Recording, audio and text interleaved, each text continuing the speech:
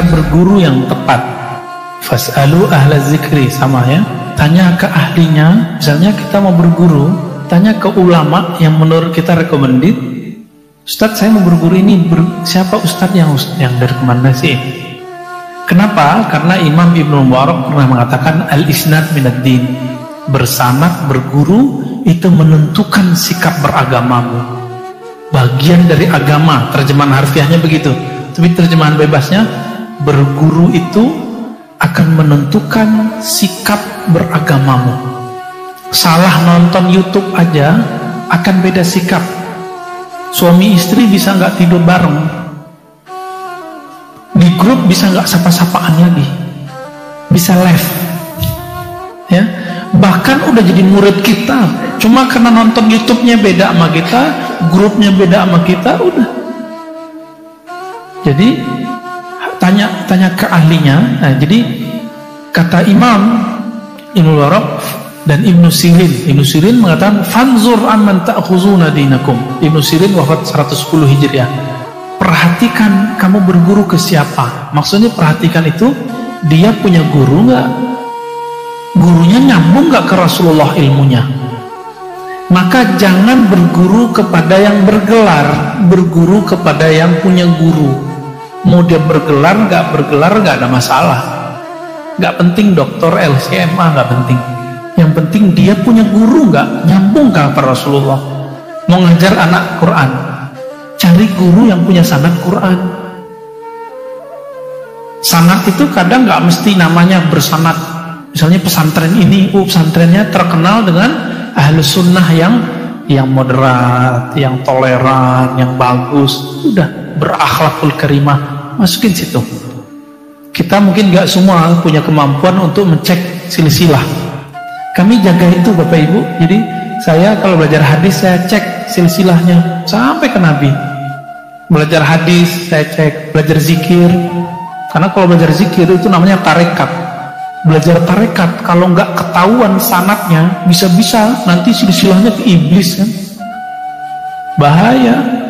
Sama belajar fikih, ternyata dia anti mazhab, udah habis kita.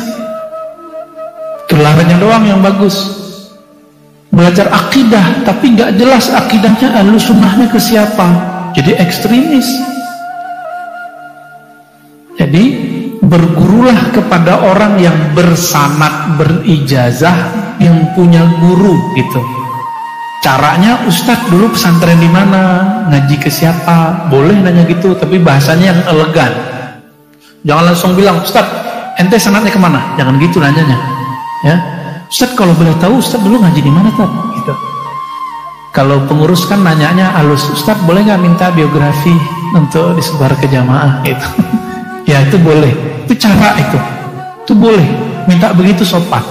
Tapi nggak sopan gimana? Ustadz coba sebutin sanadmu. Nah itu nggak sopan.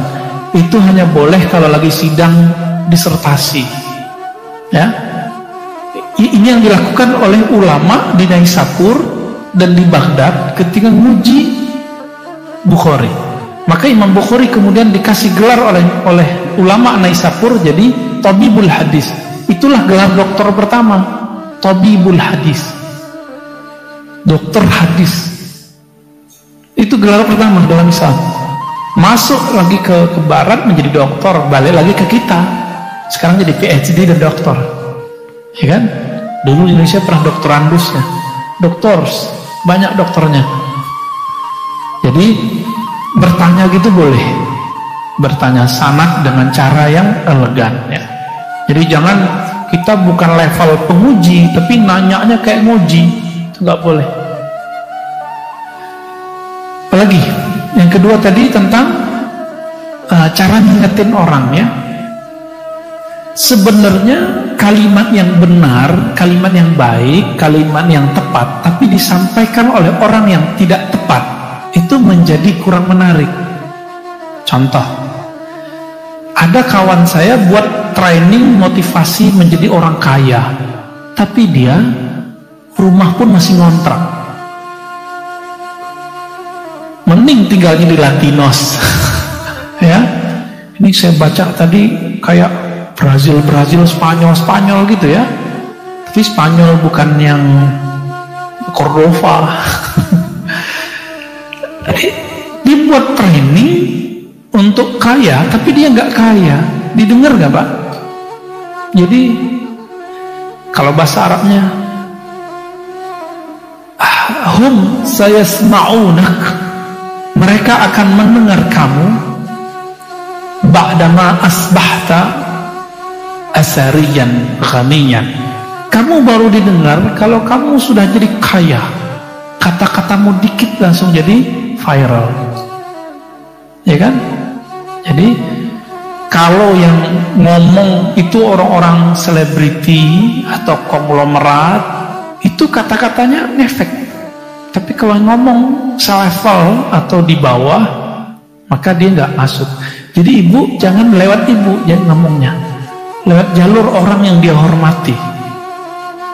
Bukan berarti kita kemudian jadi baper. Aku nggak dianggap sama dia, nggak usah merasa dianggap. Ketika kita berdakwah, nggak usah merasa dianggap. Itu. Kita mau mengingati orang, nggak usah merasa dianggap. Ini tips dari Imam Sya'rani, Imam Ahlus Sunnah, ahli kolbu. Apa kata beliau? Jangan kamu mengajari orang sampai kolbumu punya satu sifat. Apa sifatnya? Mencintai semua makhluk Allah, membuang kebencian kepada semua makhluk Allah. Berat nggak tuh? Nggak berat kok. Yang penting kolbunya sudah penuh dengan nama-nama Allah, maka cinta akan tumbuh. Kenapa orang penuh kebencian? Karena nama Allah nggak masuk ke dalam kolbunya. Buka Asmaul Husna, itu hampir semuanya kalimat cinta. Rahman, Rahim, cinta nggak? Ya. Itu 70% kalimat cinta, sayang, memberi, mengasihi, udah itu aja. Yang marah cuma berapa, menyiksa cuma beberapa, pembalas cuma beberapa. Selebihnya kalimat cinta.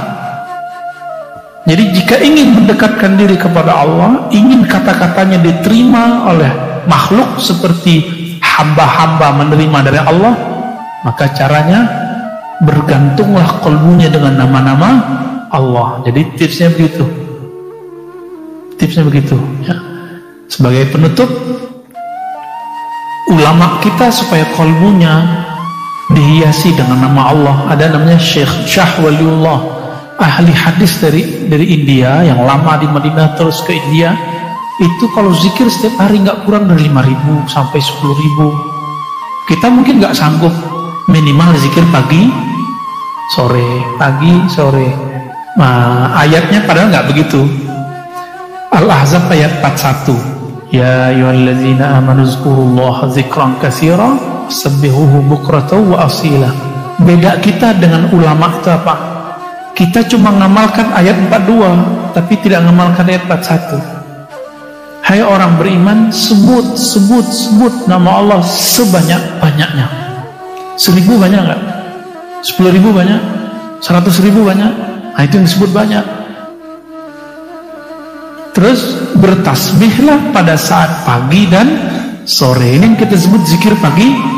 Jadi beda nggak amalannya?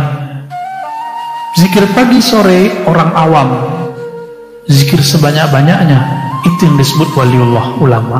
Ini yang kolbunya sehat, kolbunya bisa ngobatin orang, dekat sama dia sembuh, dengerin kata-katanya bikin semangat beramal.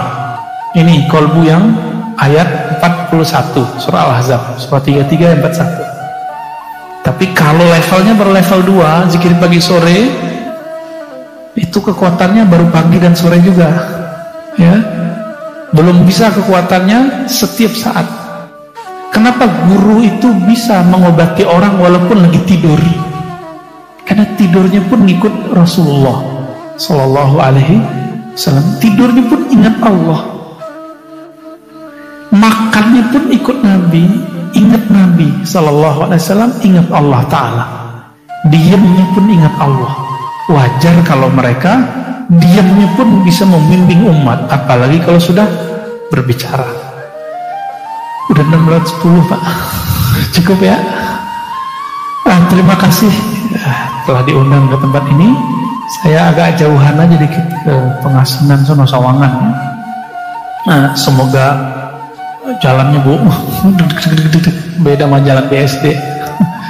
Semoga ini pertemuan diberkahi oleh Allah, diridai oleh Allah Ta'ala, dan dosa-dosa kita diampuni, ditutup aib-aibnya, disampaikan kalbunya kepada kalbu yang sehat, yang sahih. Amin rabbal alamin. Banyak zikrullah, bergabung dengan orang-orang soleh. Wassallallahu ala Muhammad subhanakallahumma wa bihamdika asyhadu an la ilaha illa anta astaghfiruka wa atubu ilaik. Assalamualaikum warahmatullahi wabarakatuh.